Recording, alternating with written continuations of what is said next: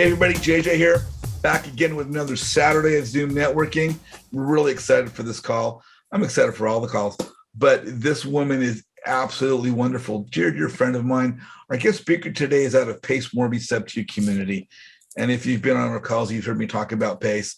Pace is a premier genius in creative finance for the real estate industry in the country, which means the world.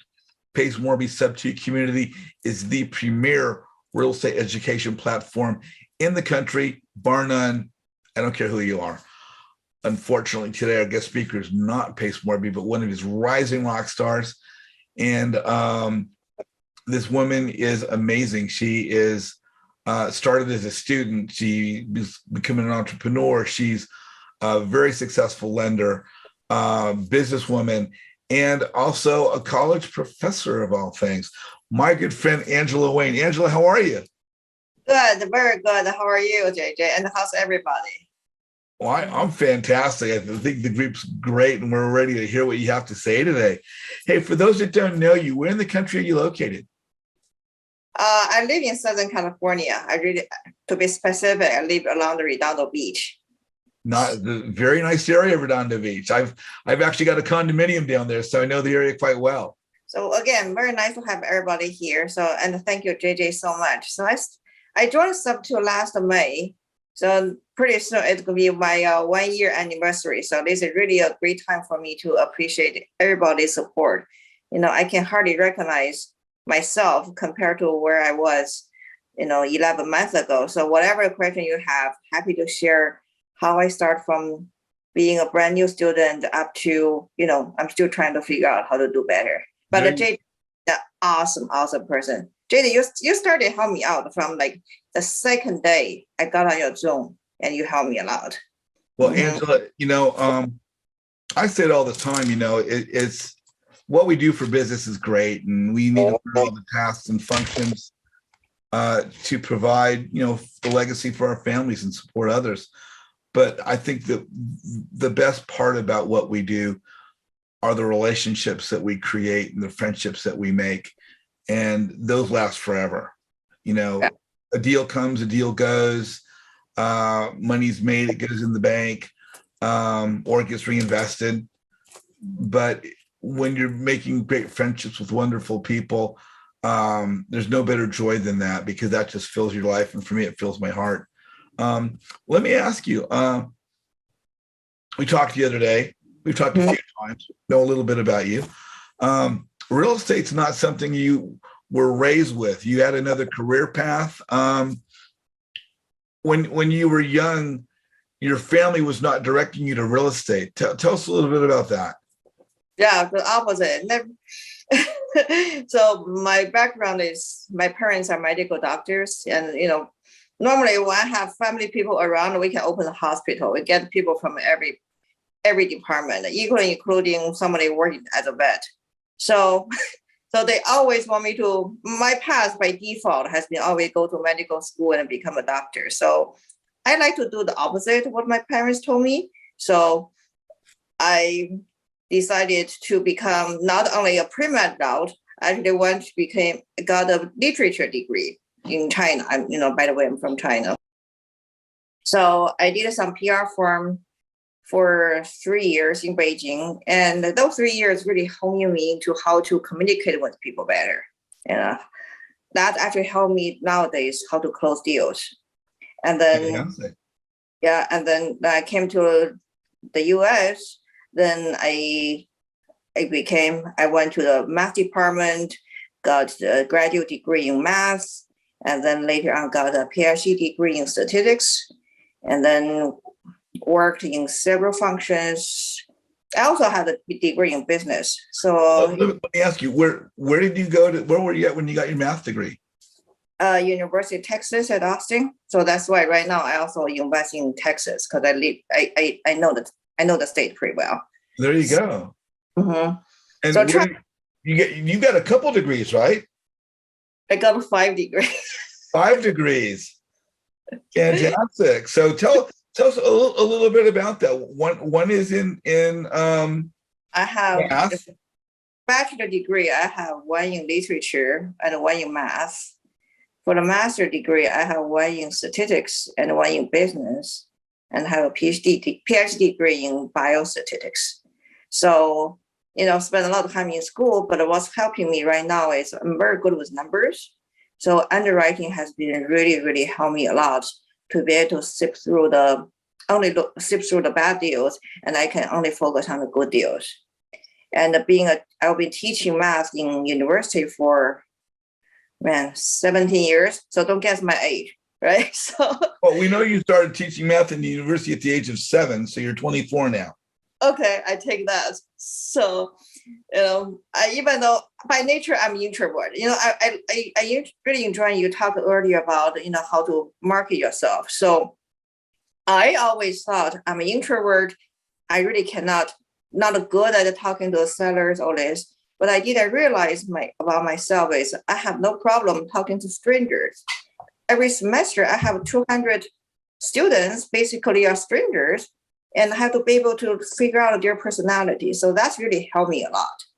So for people here, don't just look at me, oh, I'm not good at this, I'm not good at this. But if you pivot and look from the other side, actually that becomes your strength. So for me, my strength will be I'm very good at underwriting, and I can really read people. So I know that what kind of people I want to work with and what people I avoid. Just like JJ, you earlier said, the relationship. I can pretty much see just by listening to the seller or listen to the wholesaler, I can pretty much figure out what kind of personality each person has. And that really helped me a lot. Angela, let me ask you, you got the degrees in your math. How did you come to find Sub 2? How did you come to find PACE? So my last relationship, my boyfriend was a real estate attorney. So I learned a lot about the business, real estate, but from the legal litigation side.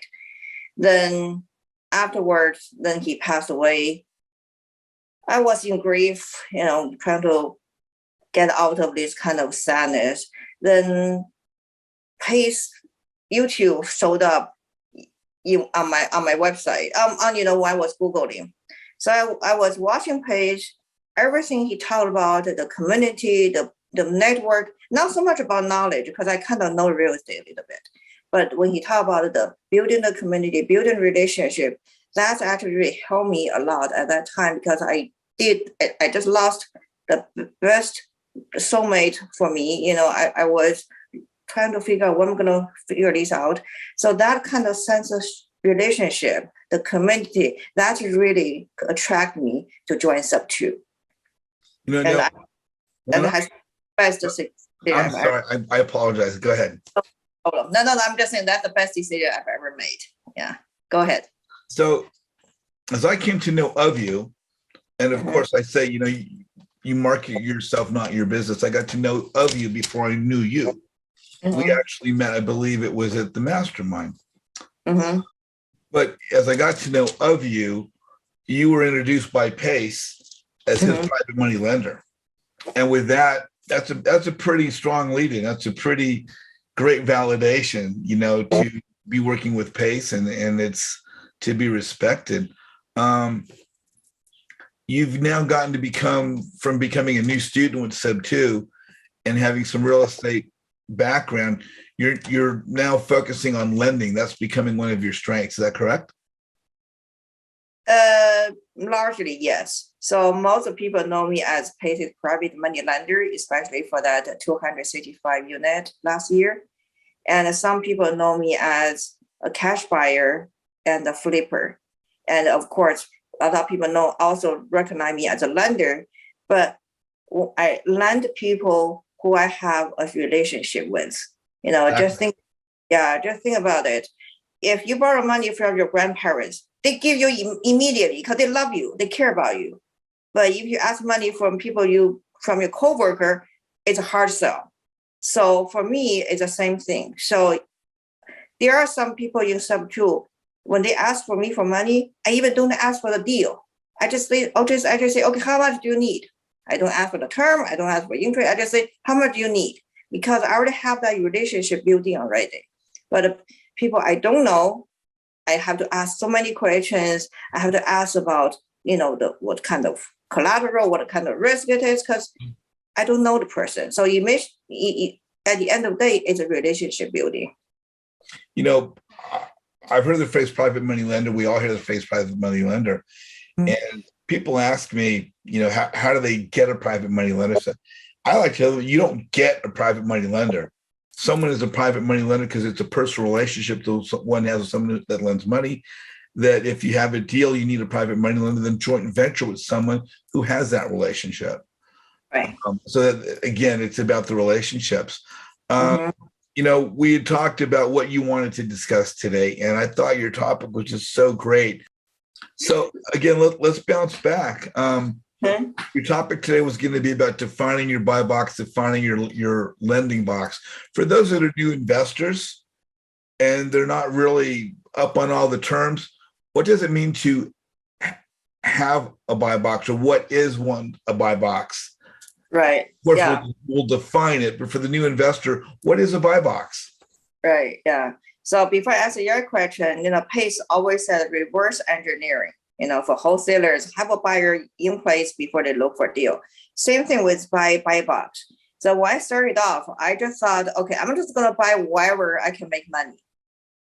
And then I started to have such a huge influx of deals. Every day I look through 50, 60 deals, and most of them not very exciting to me. Then I realized, okay, the reason I didn't find a good deal because I even didn't know what I was looking for. Not the people who send me the deals problem, is my problem. Then I realized, okay, what's my end goal? Yeah, there are a lot of people want to run this as a business, but for me, at least my goal is passive cash flow. My end goal is to be able to be good with my late boyfriend's side of family. So my end goal is to have some in portfolio that give me cash flow and don't give me stress. And something that I don't mind visiting if something goes wrong. So by living in Redondo Beach for so long, I realized I don't want to go to Illinois or Ohio to check out a property if something goes wrong. So immediately anywhere snows, that kind of off my list. Yeah. And then I realized, okay, what kind of tenants I like to deal with? There are two kinds of tenants, basically. One who give you a lot of money, but may give you a headache. And the other side of the spectrum would be, don't give you a lot of money, but never bother you. So I decided to go with the other side. I may not be able to have a great cash flow, a very high tenant, high rent, but they don't bother me. So that means I only go after the red state. So right now I define to be as the red state, warm, that's somewhere I want to visit. And then gradually I realized, okay, do I really want to really solve their problem? If they text me, do I really want to solve their problem about ovens, about it? I don't. I want everything to be passive eventually. Then I realized, okay, I'm going to just invest where that I'm very familiar with. I live in Los Angeles. I live in Texas. I used to live in the East Coast where I did a lot of research. So these are the states that I'm going to focus on because I know the local area, and I have people that can help me out. So what I'm saying is, when you define your buy box, make sure eventually where you want to be, and see how you can reach it. Is that there's a growth opportunity, and that's what will be your buy box for today, because that's how you accumulate the portfolios. Now, in defining one's buy box, is it also important to decide if they want to do multifamily, single family, commercial? That's part of the buy box? Yeah, that's right. So for me, because everybody has, what time you want to time and energy you want to put in. Because I helped a lot of lawyers for the more than 10 years. I know how difficult how complicated the legal issues are. So I just want to make my life simple. So for that reason, I like, as much as people know me as impatient multifamily deal, I personally like single family because they are easy to deal with. And I especially like the single family portfolio deals because all of a sudden I can buy a lot. So to add another thing when you decide your buy box is also look at your financial situation. For me, I worked very hard for a very long time, so I have some savings. So I don't I can lock up a deal very quickly with the fund I have and with my own private money lenders, because I have a lot of people, I have a lot of connection with, I have a lot of medical doctor friends, from my parents' side. I have a lot of lawyer friends from my last relationship. I have a lot of professors from my own teaching career. So I have a lot of investors, they want to put the money into my deals. So because I have a little bit quicker access to capital, so I can buy creative, I can buy cash, I have a higher purchase price I can afford. So all these things you need to consider when you decide what your buy box is. Okay. No, and of course you're pretty well known as a lender, being involved in different aspects of lending on transactions. What does it mean to define your lending box? Yeah, lending box is very, very relationship determined for the private money lender. So, I have a website called investorwithangela.com. So over there you can see my buy box and see my lending box. But that is more for the public. But when people coming to me, it's really based on the relationship. So when there's no relationship, then I'm only comfortable to deal with the transaction lending, which is very short amount of time, or very short-term lending, which is just a few months. Why? Only because I don't know the person very well. I don't have that strong relationship for me to feel comfortable. But as people who have a very strong relationship, then can we go, as long as they want me to help them out with. So for people here, if you're looking for private money, go for the private money lender before you need money. That's really the key. Of course, you're talking about lending, short-term lending and long-term lending. And obviously, the better you know someone, the more likely we are to lend on a longer basis because we have a good relationship with them. Right. You said the flip side, when you don't know them, it's going to be short-term lending or transactional lending. Now, Right. for you investors who might not understand that term, what do you mean by transactional lending? So transaction lending mostly known as double closing. So people need money to close a deal, and then they turn around to sell that deal. So normally it's about up to 24 hours because they just want to do the paperwork. So that's kind of thing I pretty comfortable to lend to anybody because it's only 24 hours. I can sleep through that. So for short-term rental, I'm talking about up to 6 months. And normally that's a flip. And the reason I'm okay to lend on the flip is because I flip a lot of homes. Before I joined Sub2, I flipped some homes on my own, maybe 5 flips. And right now, since I joined Sub2, I still continue flip, but now I'm flipping with other Sub2 students. Just like JJ said, when you have a part, the value of being a Sub2 is now all of a sudden you can delegate. Right now, I don't flip on my own just because I don't have that time anymore. So we do a profit sharing. That's another thing for you to build a relationship. So when you do the profit sharing, then all of a sudden people have more incentive to work hard. And that's the best way for you to trust and verify people. So right now, that's why I do the up to 6 month lending. Mostly that's for flip because I understand how the business runs. If it's come to buy and hold, which is long term, now the relationship really comes in place. For instance, Julie is on the Zoom right now. Julie is a great friend of mine. So when she asks me for money, I probably won't ask her any question. And JJ, you can ask me anytime. You are gold. Thank you. We met in the mastermind, yes, but I got on your Zoom the second day I joined Sub2. And I was on your Facebook one-on-one class, and I was blown away how wonderful you are. Thank you. Mm-hmm. Thank you. It's not an easy journey that we walk on. When we decide to get into real estate investment, for many of us, it's not something that we were raised around. We're getting education, but I think what becomes very apparent very quickly is that our success is greatly predicated upon the people we're surrounding ourselves with. And as Pace says, we can't do everything ourselves. So it's important to find other people that we could work with by having strong relationships that we could offload some responsibilities to, so we could, as he says, build our team. Cynthia Ware, you are on with Angela Wayne. What's your question? Hi, thank you. Hello to everyone. I hope everyone had a good week. But my question is, how long ago did you start into real estate? And then what's been the toughest challenge for you to grow? I'm learning. I think most of us on the platform is learning the networking, who you have to share with is very, very important. Very, very important. Sure, yeah. So you asked me about when I started and what's my current biggest struggle, right? Yeah. So as I said, I started to handle real estate litigations since 2005. That's how early I started with my real estate attorney boyfriend.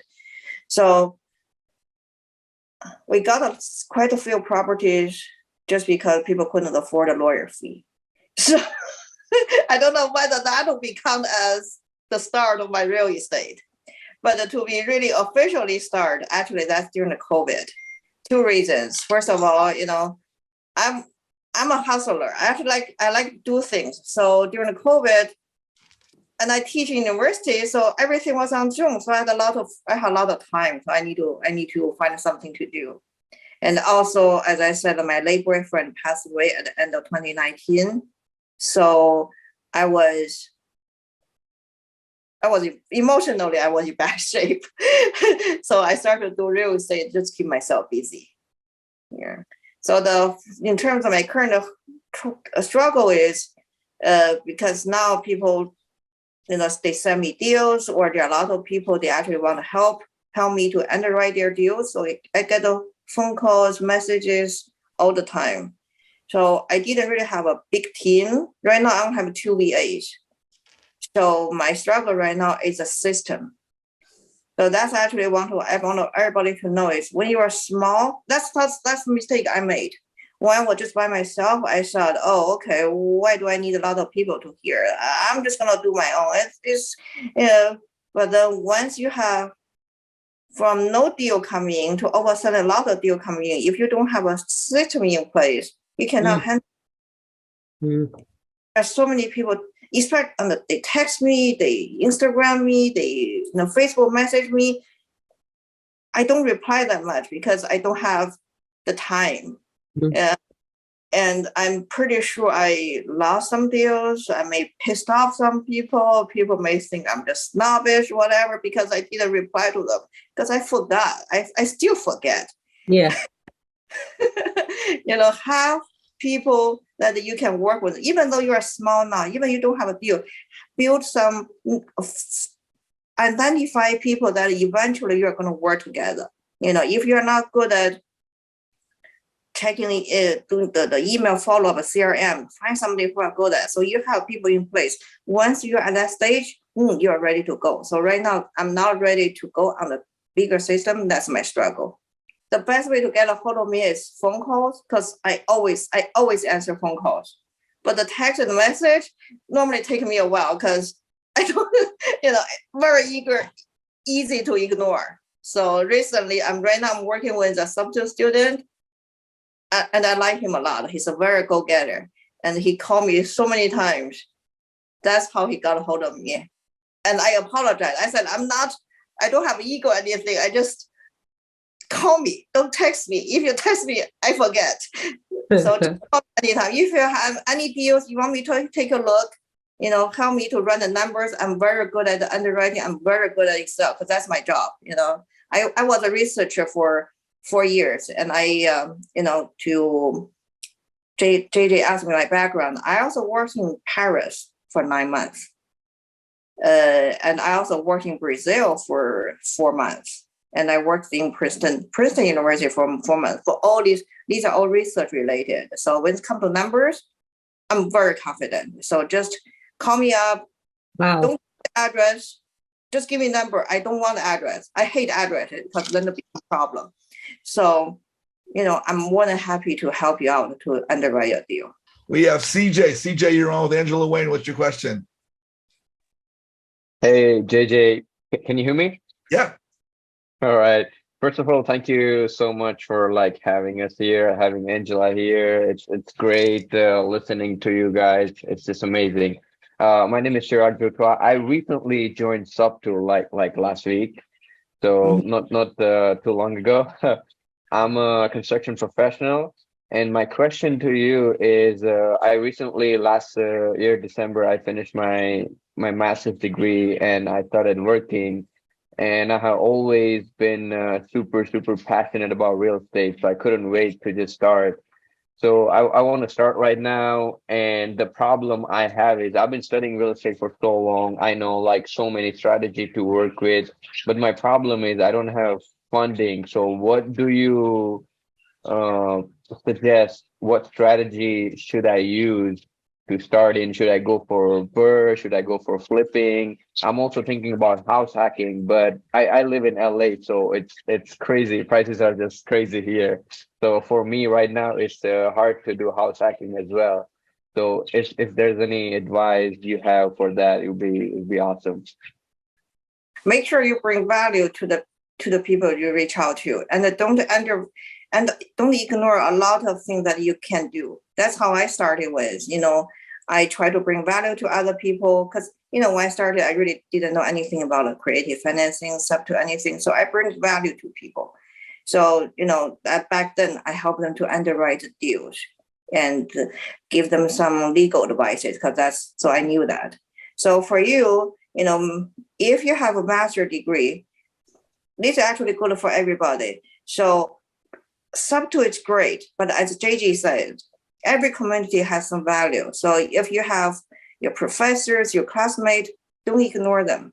So a lot of my money actually from the professors in business school, because then they also give me not just the money and also their own network. So everybody we all have one value we can bring. That is your own network. That's something nobody can tap into. So if you can bring that kind of network, the value in that network to the people you want to partner up with, they don't care whether you have money. They don't care whether you have collateral or not, because the service you can provide, that's the most important thing. Right. So just to conclude it real quick, so what you mean to say is that I should keep networking and keep building relation, adding value first, few months, and once I'm good with that, then people will realize it, and then the opportunities will automatically come to me at that point. Is that correct? Yeah, and then when it comes to network, there are two ways. Either you know a lot of people, but everybody only know at the service level, or you just know very few people, but you know them very well. So depending on your personality, for me, by nature, I'm actually an introvert. I don't really talk a lot to people. So I rather know just a few people, but I know them very well. Like JJ, we were very good friend. And I don't know, JJ knows 3,000 people. I can't. I don't want to. But as long as I know JJ, I know JJ is 3,000 people. You know what I mean? So depending on what you're good at, what your time constraint, what you want to do, go with the route that you actually sustainable. This is a marathon, not a sprint. You don't want to do so much and you burn yourself out. Right. I understand that. That is so valuable. Thank you very much. I appreciate it a lot. Yeah. And if you have trouble with networking, JJ is the expert. You want to, then all of a sudden so many opportunities just open up. Absolutely. That's why I'm here. Thank you very much. Chirag, I want to add to that. Yes, you want to network. It's important that you build relationships within your community. And it's not something like you just do it for a few months and get going. You never stop networking, because networking isn't everything you do. It's about building relationships and how you present yourself. And the key thing is to always be yourself, not be a used car salesman, not be an ambulance chasing attorney, not be you know, calling, you know, giving yourself a nickname that is undeserved. But being yourself, being genuine, because when you be that person that your family knows you to be and loves you to be, and you're genuine with how you present yourself, people cannot help but love you. You know, and then at the same breath, networking is like fishing. You throw a net out over the water to bring in a couple of big fish. You know, whether you're door knocking, driving for dollars, cold calling, you're going to have a 1% hit rate on which properties come in to be a potential lead. You need so many potential leads to be a deal. Networking is the same thing. You throw a big net to bring in those few people that Angela's talking about, but you have to go through many people to find them. Do I have a group of 3,000, 4,000 people in my network? Yes, I do. 10% of them will be 300 or 400. 1% of them will be 30 or 40. If I have 30 or 40 people that can be lenders for me or people that can bring value to me, I'm gold. But we get that by I don't want to say throwing a bigger net, but reaching out. How you market yourself, how you present yourself is what's going to bring you opportunity. Networking leads to visibility, and visibility leads to opportunity. So yes, you're always networking, and just be yourself. You're not going to resonate with everybody, but some people you will. And on occasion, you're going to find someone that's going to bring you unbelievable value, and they're going to like you just because you're you. Yeah. And also just the personality. You know, I mentioned there's this substitute student. He called me, he told me the deal, and I asked him a few questions, and then he got the broker on board. Then he wrote an email to everybody to summarize the phone call. He was such a action taker. So I don't care how much money he has. I don't care how much value property he has. Just that is personality. Oh yeah, I don't mind doing a deal with him. Cora, you are on with Angela Wayne. What's your question? Hi, Angela. Nice to meet you. Hey, nice to meet you. Thank you, JJ, for having this. I think JJ kind of answered my question, but I also wanted to ask you, when you look for private money lenders, do you have like, I don't know if the word elevator pitch, like, or do you just try to get a really good rapport with them and not try to pitch, or like, what is like your process? Is it more natural, or? I pretty much can weed out people within the first 10 seconds, you know, because, you know, I've been teaching for so long. As I said, every semester I have 200 new faces every single time.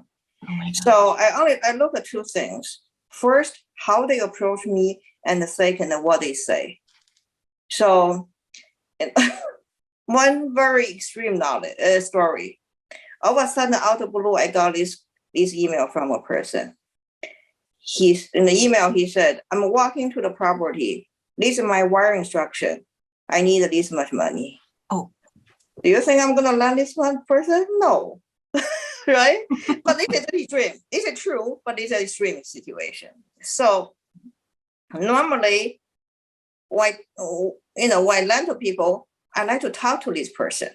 You know, text, email, they don't tell that much. There are a lot of information about the nonverbal language. So when they call me, and even they email you, if they really want to, I look at how they talk to me and how they write. If they are professional, they are courteous, they are respectful, you know, then I start to get to know more about the deals, get to know more person. If they just think that they deserve the money, oh no, there's no chance. So it's really, that's why I say to people, you know, feel free to call me. I'm very excited. Don't call me on Tuesday and Fridays because I teach. So Monday, Wednesday, Thursday, I'm okay. Okay. So I'm very happy to help you with analyze your deal, tell you what you need, what kind of lender you want. I'm open book. I'm very, very happy to share information. And actually, I just start, if you go to my YouTube channel, Angela Wayne Show, you can see, you know, when people call me, and I actually, you know, record the Zoom, then people can share people can learn from this. So people can just call me out of the blue. Then I give them 30 minutes, 1 hour to tell them. So, you know, if you ask me how you approach to them, just call me and we have a conversation. It's very easy. Yeah. Because eventually they want to make money, right? I want to make money with my money. I don't want them to see my bank account. Okay. Thank you. Cora, on that same note, again, in building your relationships with private money lenders, as Angela says, it's important to talk to people, get a good feel for them. As she was also saying, when people are just writing, whether it's a text message or a Facebook message, one of the things I see frequently is bad grammar. And, if people can't put together a sentence or a paragraph, they're not presenting themselves properly. Sometimes we need to give them the benefit of the doubt. And great, let's get on the conversation and you'll get a better feel for somebody, for who they are. But whether they're going to be your private money lender or you're trying to get them, you want to be theirs. It's about that relationship. It's about finding that connection. If you need private money, if your numbers make sense, the money's always going to be there. But what's going to predicate that is having as Angela said, having a few key people around you that might then have their own set of relationships that can help you. And that's the difference between a friends list and a network, is actually having people that know other people. And I go at it every single, it's about the relationship. Real estate's about the relationship. Thank you. Thank you so much. Good to have you on the call again. Halima, you're on with Angela Wayne. What's your question? JJ, thank you so much for having me. My name is Halima Dorsey. I'm with Sub2. And I do have a question for you. I know this is probably a remedial question because I'm completely brand new to real estate. And this is, I've heard of buy boxes before, but I don't know really what are all the components that make up a buy box. Do you mind explaining what those are, A? And B, I'm getting jealous about this Dodgers game that you keep talking about. And eventually you are going to have to invite me. Okay. So I just had to put that out there. So for buy box, meaning what you want to buy. The reason we call it the buy box, front is like a brown bag, right? In the bag is all the goodies you want to have. So when you define your buy box, first of all, location, where you want to buy it. And the second, what kind of property? You want to buy condo? You want to buy townhouse? You want to buy a single family home? For me, I like single family home. Why? Because condo, I don't want to deal with condo rules. Okay. There are a lot of, you just don't overthink. Everything is simple. For me, I stay with single family because I don't want to deal with the actual age. Not about money, but the rules. And then when it comes to a single family, I don't want to do 1 bedroom or 2 bedroom because they are starter homes. They don't appreciate as much. I want to do a 3 bedroom, 4 bedroom, and no more than 5 bedroom. When it comes to 6 bedroom, the price gets a lot higher, and then it'll be a lot harder for you to sell down the line. So 4 to 5, 3, 4, 5. That's my goal. And then I want to have when I buy things, I have my buyer in the end, meaning whatever is 5 years, 10 years, or 20 years, when I sell, how easy for me to sell. You always need to have that. That's why it's called reverse engineering. You always have the end goal in your mind. It's also easier to sell a single family home with lot. So I always have a lot size decision. So I will go anywhere from 4,000 square feet to 6,000 square feet. Too small, people don't like it. Too large, again, your buyer pool becomes smaller. So just think about what if I want to sell this house right now, who will buy? All the features will become your buy box. And of course, the pricing comes to because you know what can you afford. So, that's another thing I want to share with you is right now, whenever I buy properties, the first person I call is the people who have money. If I don't have the money to buy, I don't look at the house. It's very important. Just for instance, I don't go to Beverly Hills to buy clothes because they are $10,000 a piece. I don't want to buy it. So always look at your financial situation before you go after the individual items. That was amazing. Thank you so much. And I love the way you explained it. because I've seen buy boxes on sub two and everyone kind of posting what they're looking for, but the way that you think about what you want by the reverse engineering and the financials and know who you know and just everything that you just ran down, no one's ever explained that, and I love that thought process. So thank you so much.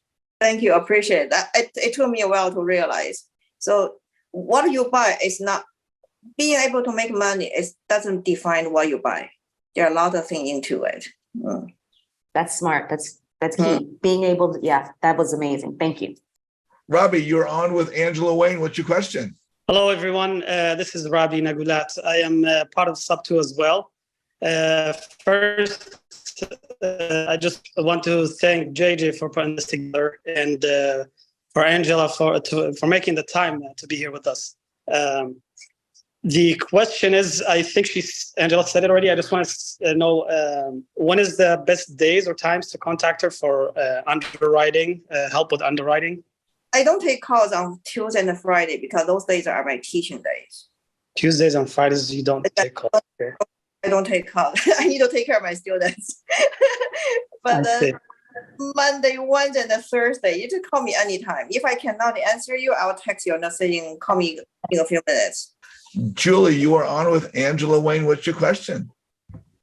Hey guys, thanks, JJ. I got to tell you, JJ, I really like your format on YouTube and your website. You've got lots of great colors, and you have a great way of highlighting your guests and so forth. It's very attractive, and yeah, I like it a lot. So it's been a while since we've connected. I think you were one of the early people that I connected with on in Sub2. So I remember. And of course, Angela, my friend, it's so good to see you. I'm excited to support you out here with your podcast and everything. That's awesome. Yeah.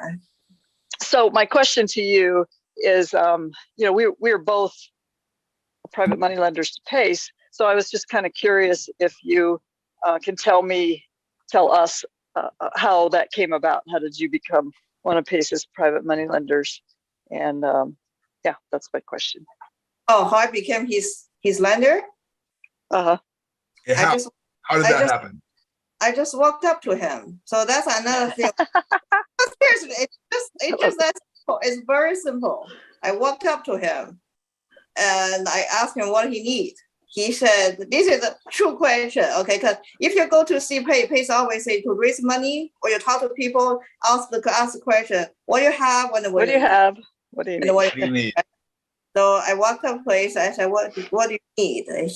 Then he asked me back. He said, do you have money and time? I said, I have both. I love it. He said, what do you mean? I said, well, I teach in university. I don't work every day. I work 2 days a week. And, being a professor, I get paid pretty well. Then he said, what do you need? I said, I need deals. And PACE said he need money. So here we go. So this is like that's why I say don't overthink. Really say it's very simple. So there's no magic. There's just being proactive. If you want to do some deal, what kind of deal with whoever, just reach out to people. I recently spent a week with Abraham Gray. I was in Atlanta, living in his house.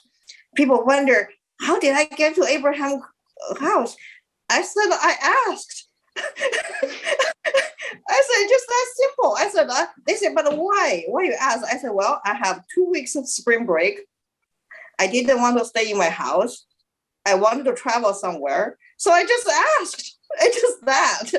So people here, if you take action, even if it's if you think it's very bold, just ask. You don't know what kind of reaction you may get.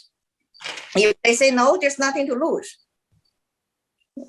Yeah, one thing too in that people, especially new people in Sub2, and I know I've been there. I've been in Sub2 just like a year. People always wonder what kind of value can you bring if you're just brand new and you're starting out, and what. So one of the things that I like to do, like just what I did here, when someone is talking and bringing some points, jump in the chat and kind of summarize what that person just said, or like what I just did, I went in and gave a little definition of a buy box. But buy boxes are very personal to the individual. But and once you figure out what yours is, then. But what I did was just summarize kind of what a buy box, what comprises a buy box. Put it that way. So things like that. Even if you think, well, I don't know anything, and what can I do? Well, just little things like that. That's providing something to someone who's a couple steps behind you. Mm-hmm. Yeah. And, I will be a teacher. I'll be a professor for so long. I love teaching. That's kind of deep in my heart. I just like to share knowledge, share information. So really feel free to, I'm very accessible. And I still think I'm just one of you guys. I really do. I don't look at myself as better known or less known. I just think I'm still one of you. We all have one thing. We are looking for good deals. Yeah. And we are the same. In that sense, we're the same. That's exactly why I tell people all the time, chase the relationship, don't chase the deal. Build your network first before you need it. Mm-hmm. If you're only reaching out because you need help, because you need a deal, then there's no personal connection, and people help people they like, which is why we need to chase a relationship, don't chase a deal, build our network before we need it. Alex Chung, you are on with Angela Wayne. What's your question, my friend? Oh, thank you, JJ. And Angela, nice to meet you. And thank you for brought us on today. I appreciate it. Take your time and energy to meet all of us.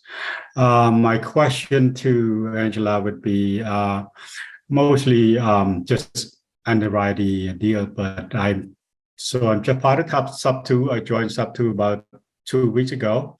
I haven't done anything much. I still do a lot of learning the process from Pace, and the moment I feel like so overwhelming with information, and I'm not be able to take the action. I'm still afraid, like hesitated and take anything due to the fact like I afraid to put my foot in the water because like it might be too cold, might be too deep, might be, I don't know. I'm just don't have the confidence to go in. So since I heard you said about the analyzing, I think that's the most part that I'm afraid of. I don't know how to analyze the deals, even though I'm trying to look at something. So my question to you is, how would you approach it, and what would be the most important part you try to look at? You look at the long-term goal, or you look at the cash flow? I mean, like, how would you, I think you might be stated that earlier, you want to keep for a little bit, but my goal is buy a long-term, and I want to analyze it, and you want to be like mostly like just cash flow or so, or how would you approach that? And the second, I would request if you don't mind show me how to teach me a little bit about that. I would be greatly appreciate it.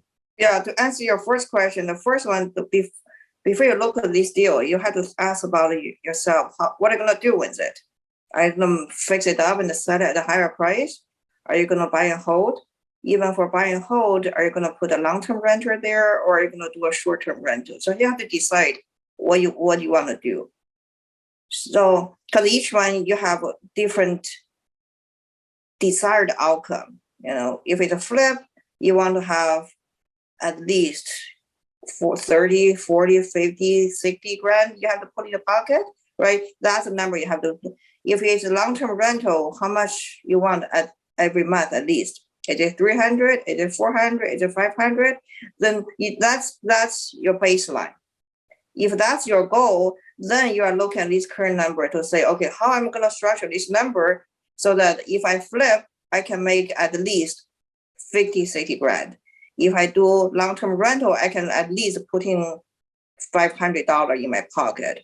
That's how you work on with your current numbers. That's why I always say, Pace is genius. He keeps saying reverse engineering. And that's so true for every part. Even for your personal life, that's still true. So that's how your starting point for you to write your deal. So if you want me to help you out, you can give me some basic, again, no address. If I have the zip code, bedroom and the bathroom count, the lot size, the square footage, if you have the market rent number and the ARV, we can use that. If you don't, I can show you how to pull those numbers are, so we can start to work with all these numbers.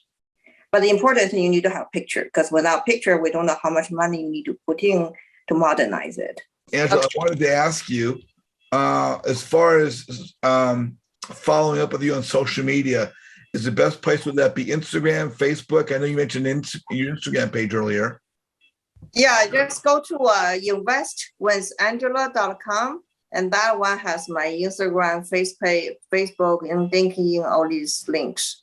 So it's a work in progress right now, but I'm working on it. My last question for you is, my group is a networking group.